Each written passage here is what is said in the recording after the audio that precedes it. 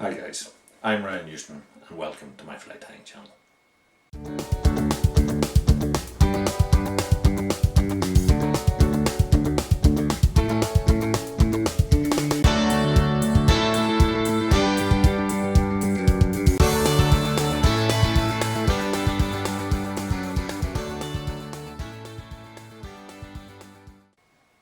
If you haven't already done so, consider hitting the subscribe button down below. That'll keep you up to date with everything as I upload it. My channel already contains hundreds of videos covering a wide range of both patterns and techniques, from the basic to the more advanced. So without delay, let's get on with the show. Hi guys, so tonight what we're going to tie is a dry fly, and it probably has a bigger following in America than it does in the UK, but this is the Royal Wulff.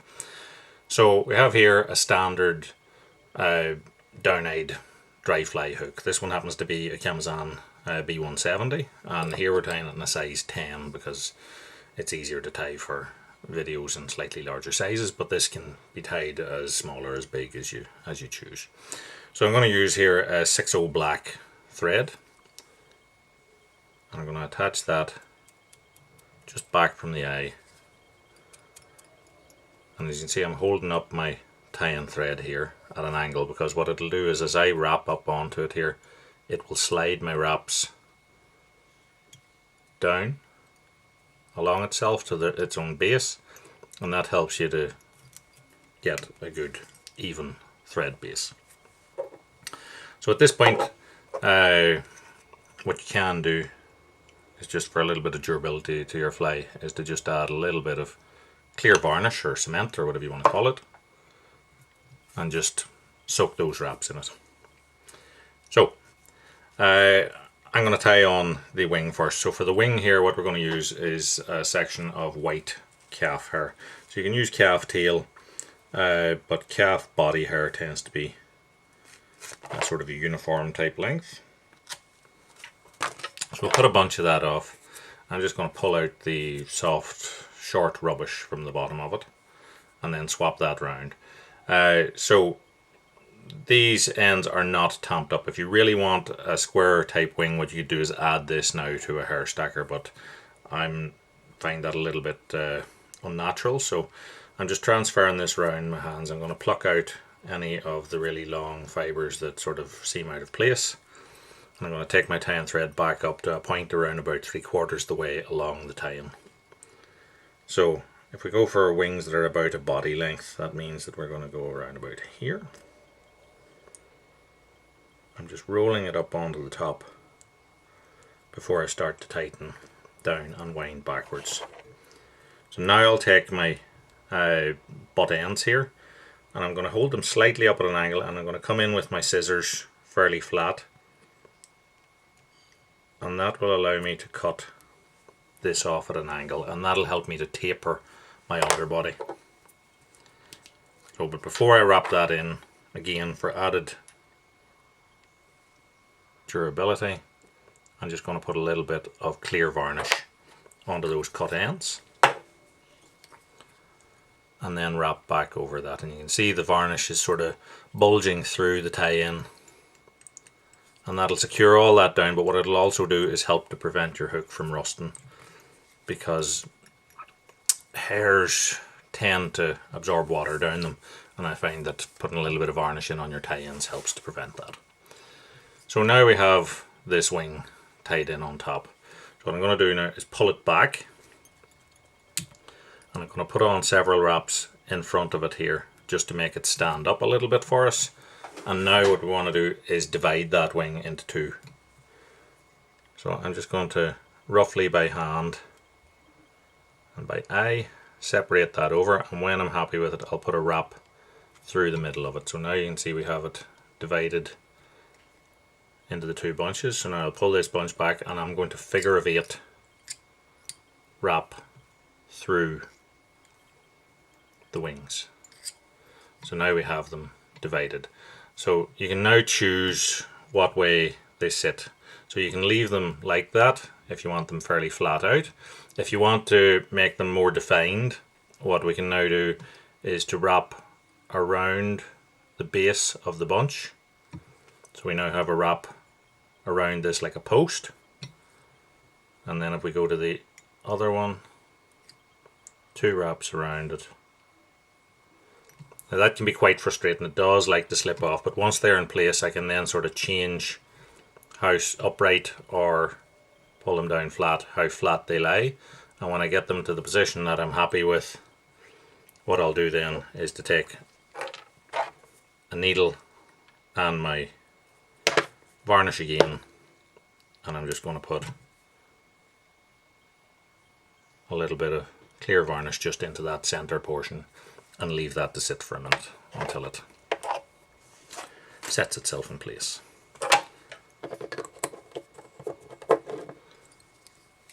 We'll take our thread out of the way here, and you'll always get some small fibres that sort of go out and go astray here, so what we'll do is we'll just trim them off until we're happy with the shape, and that's us ready to tie the rest of the fly.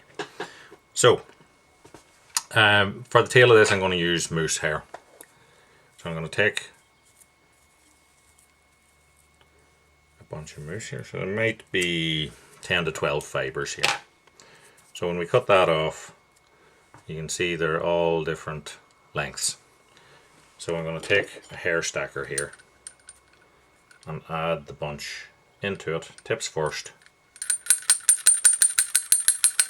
and tamp it down. So then we take the hair stacker, pull it apart. The tips here you can see now are all lined up. So I'll take those out. I'm going to transfer to my other hand till I measure the tail for length now. So what I'm going for here is a body length roughly or so of tail. So when I'm happy with the length, I'll transfer again and I'll trim the ends off that. And I'm going to then take this up to that sort of taper point and start to tie that in. So once it's in place there, as you can see it's not tied in at the back. To keep that as a nice neat bunch, what I'm going to do is I'm going to sort of hold it slightly up in the air as I wrap backwards. Now these first wraps can be fairly tight, and then as I get towards the final wrap of it, I'm going to put it on not just so tight because I don't want it to flare, because it being a type of a deer hair, if you pull into it tight it will splay like you were spinning deer. So that last wrap is not just as tight as the ones that went before it.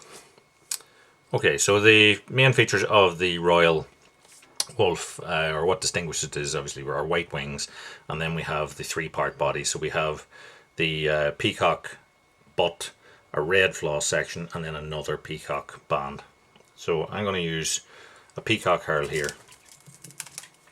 And what I'm doing is I'm taking one off the long part of one of these massive big feathers, because I tend to find they're perhaps neater herled. I'm going to put a turn across that. I'm holding my thread under tension and I'm just going to nip off the tie-in end, because what I'm going to do here is I'm going to spin the herl around my tie-in thread, and this is just for durability, but you have to be careful because you can snap the herl very easily. But if you practice a little bit of this, you can see it spinning around it like a nice dubbing cord. And if I put on a couple or 3 turns maybe there, I can then let this unravel and tie it in. Once you have a couple of wraps across it, you can pull that to snap it. So because I spun it around my thread, every time my thread wrapped over, it was tying in twists of the herl, and therefore I think that gives it far more security than wrapping it standardly. So main part of the body, then we're going to take a little bit of rayon, red rayon floss. So I have a length here about 12 inches long or so, which is probably excessive, but I'm going to pass it across its middle behind my tie-in thread and then match up the 2 ends in my hand. So now I have this sliding. I can slide it along my tie-in thread to its tie-in point and then take my tie-in thread and just even up the portion of the body where I want to wrap this.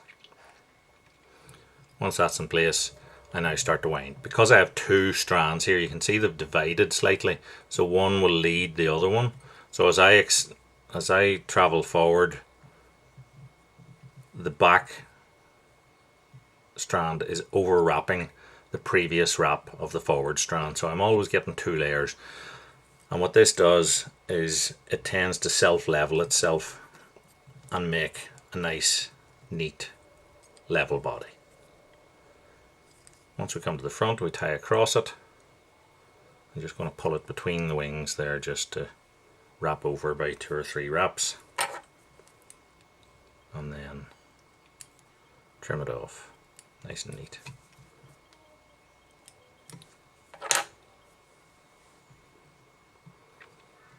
So we're now going to repeat the process of the herl.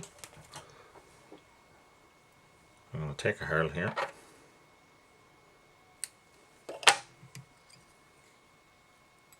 tie it in at the front. Now you can tie back onto your red section again, depending on what proportions you want.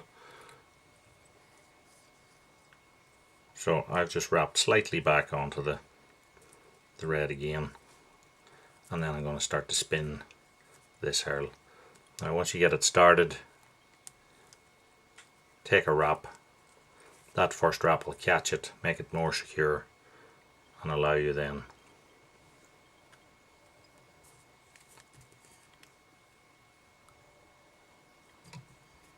wrap it. It might take a little bit of wiggling and getting some hairs out of the road, but that's me happy now. So then again, I'll let my herl untwist, and then I'll turn across it to tie it in, second or third turn to take it forward and snap it off. So that's the body tied. As you can see now that we have our 3 sections, so our herl, red, herl. To finish this fly we need a hackle. So what I'm going to use here is a saddle hackle, and I'm going to use one that I've dyed sort of like a coachman type brown, although you can use whatever sort of brown, tan, ginger shade that suits yourself. And we're going to wrap this possibly in a direction that you may not be used to. So what I tend to do is wrap my hackles forward and then back over themselves, and then tie them in at the rear and wrap my thread through it, and that to me gives added security to the wrapping. So I'm going to have a look here, pick a hackle. I have my hackle. I'm going to tie it in by its base, so I'm just going to strip a few mil of the base of the hackle to start off with, and I'm going to tie that in. I'm going to set it between the 2 forks of the wing there and take several turns across it just to hold it in place. So now I'm going to swap. I'm going to put on my hackle pliers, and then I'm going to take my tie-in thread bobbin out of the way so as I'm not interfering with the thread, and I'm going to start to wrap. So I'm going to start to wrap forwards, get to the front of my wings. I'm going to pull them back slightly and wrap towards the head. So then once at the head, I'm going to start to wrap back through itself again. I'm coming behind the wings, and now that I'm back at my peacock source or section, sorry, I'm just going to tie it in. So 3 wraps. I'm using a thin tie-in thread, but 3 wraps will hold that in place, and then I'm just going to snap that off.